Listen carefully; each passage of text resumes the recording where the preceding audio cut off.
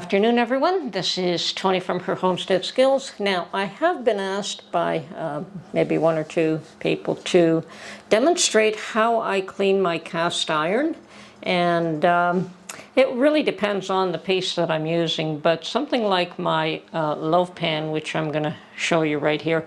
As you can see, it looks like it's brand spanking new, in great condition. Fairly clean all over, no real issues with it at all. Now, I did buy these new, I'll admit. These are one of the items that I bought new, and not too many of them actually, but these are one. Now, simply because you don't find these in thrift shops very often.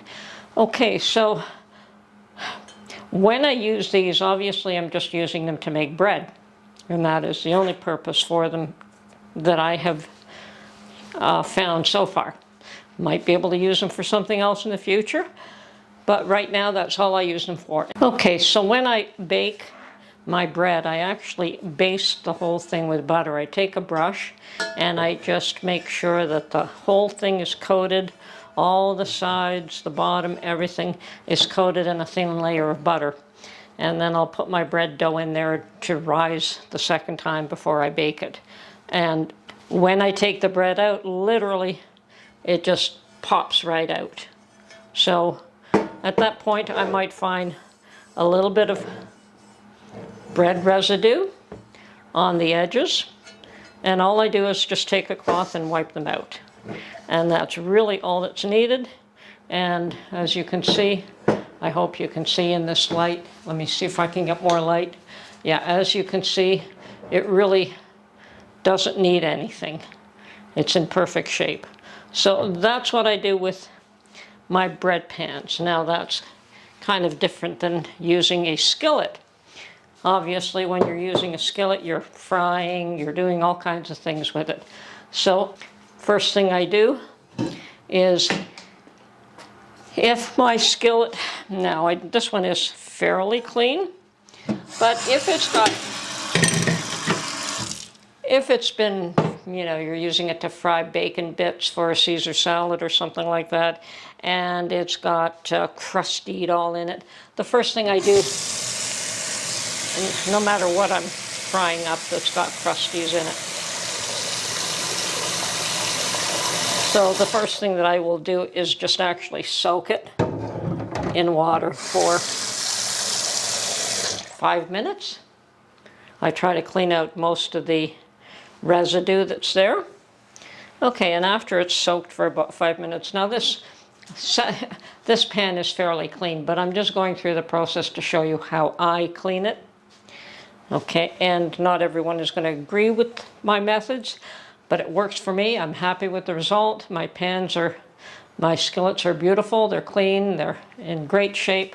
The ones I use all the time, not the ones that I have found at the thrift shop and just put aside waiting for the day when I could put them in a lye bath to clean them up. Okay, so it's soaked for 5 minutes. It doesn't take long, especially if the water is really hot. And then, of course, I will just use a very soft plastic scrubby. Now, this one I bought at Dollar Tree for $1.25, $1.50. I don't know what they are, but they're pretty much readily available at Dollar Tree for very little. And I have seen them at other stores for as much as $7, $8. Maybe a little bit nicer shape. Maybe, whatever. And I don't put soap in it. Apparently you can put soap in these. I've never found it worthwhile to do that. So, okay. So I would scrub and scrub and scrub until all the gunky stuff has loosened up. Okay, so the scrubby will remove all the crusted on bits without ruining your seasoning. It does not strip your seasoning whatsoever. Okay, so I've got that mostly done. Then what I do, and this is where some people might find this a bit controversial. Let me just... Okay, so then what I do, and as I said, some people might find this a little bit controversial, I will use a little bit of dish detergent and give this a good scrub again.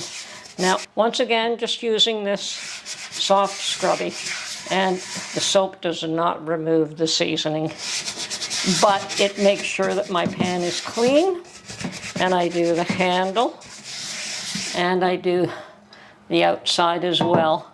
I find so often that the ones I find at the thrift stores, people have probably never cleaned the bottoms of them, and that's what's usually encrusted with a lot of carbon, is on the back.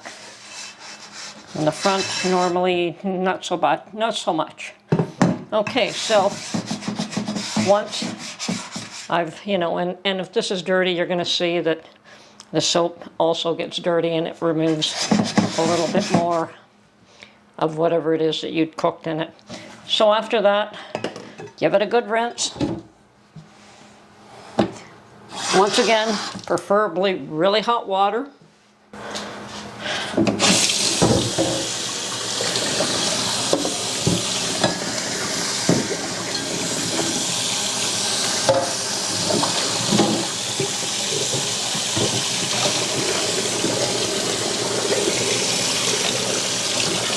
And I make sure that it is not greasy to the touch, that it is actually clean. Okay? Okay, and then obviously you want to get rid of all the excess water, and I just wipe it out. I managed to do that fairly well. Okay, wipe the handle, wipe the bottom.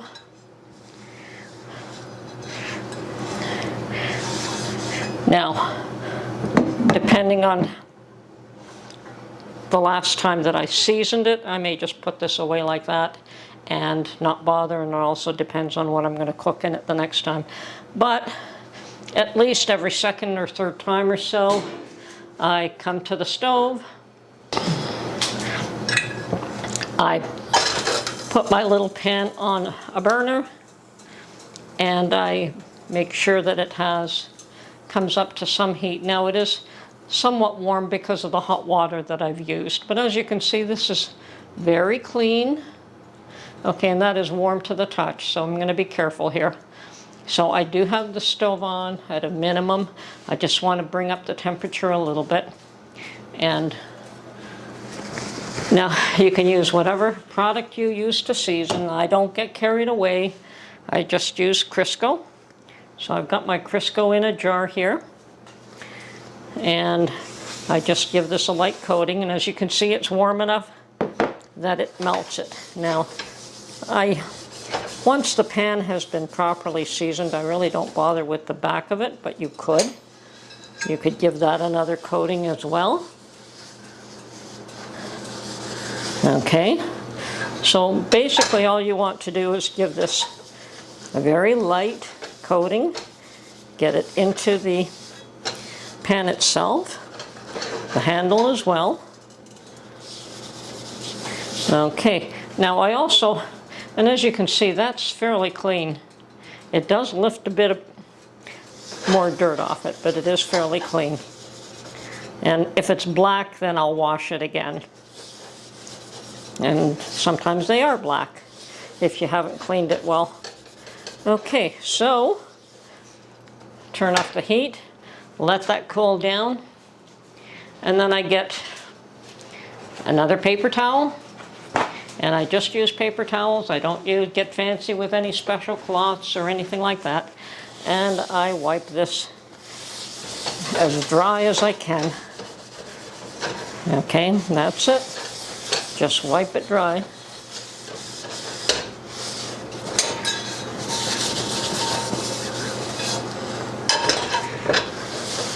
And I've got a second one that I did. I just coated it a bit, and now I'm going to wipe the excess off, and that's what you want. You don't want to leave. You see how this one's got a bit more? It's a little dirtier, but that's not bad enough that I'm going to rewash that. But you shouldn't have any of that if you've cleaned it good. Okay, dried well. It's no longer shiny, but there's no excess grease on this anymore. Okay, and then I do put them away. I do stack them one on top of the other. And when I do that, and I stack them one on top of the other because I don't have a lot of space. And when I do that, I just put a paper towel in between each one of them and stack them like that. Probably not necessary, but I prefer to do that. I don't have them hung on the wall. But anyway, hope that helps. As you can see, they're lovely clean, ready to use again. Okay. And now, you may object to using soap in your cast iron. That's really up to you. But as you can see, the seasoning has not been stripped. You can use a little bit of soap.